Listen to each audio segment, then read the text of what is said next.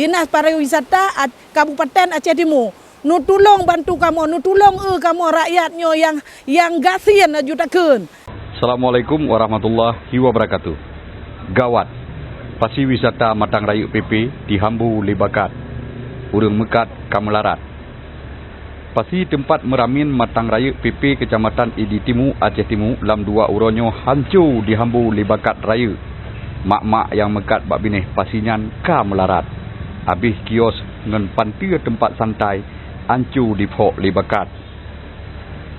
Lagi kepegah oleh Cuda Suryati umur 48 tahun bak berita bahasa Aceh Freelance News di bak uro Sabtu tanggal 10 bulan 10 tahun 2020 cat uro. Gopnyan gemarit cukup sedih deh wate takalon karena kedai tempat gemita rezeki habis hancur pak luya. Nyo tiba-tiba kamu baru bangkit lah istilahnya dah pegah. Nyo kamu yang tinggal di pesisirnya baru bangkit untuk minta rezeki.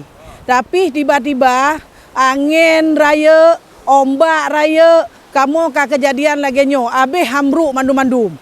Padahal dengan pedang para wisatanya, kamu rakyatnya kan menambah angka, mengurangi angka kemiskinan. Nah senang bacu nam pengangguran, hana pengangguran lagi le. Nah lah rezeki bacu-bacu. Angin pun angin tegah. Dengan angin tegahnya terjadi ombak. Nah, jadi kamu saboh angin dengan ombak sehingga terjadi lagi nyo. Malam pi lagi nyo.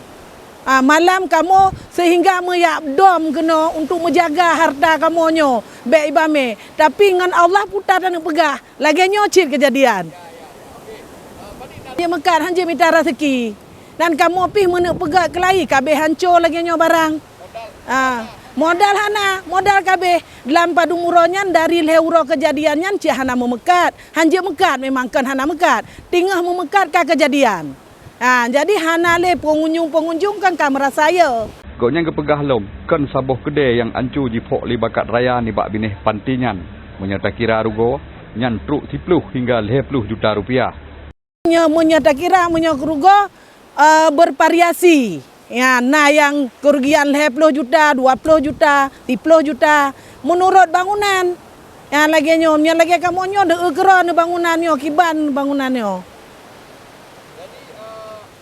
Suryati gelake bak pemerintah Aceh Timur bergetim bantu modal untuk gepegot ke delom karena urangnya baru gemudip ngan gemekat di sinan bak binih pasinyan. Harap untuk pemerintah khusus di Dinas Pariwisata untuk membantu kamu.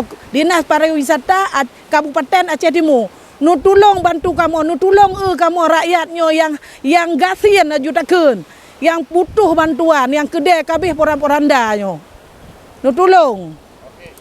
Sambung Suryati dalam padung uronyo, urangnya hanjit gemekat di sinan dan hanjit gemita rezeki le karena kedai kabeh hancur. Ilyas bin Ismail, Freelance News.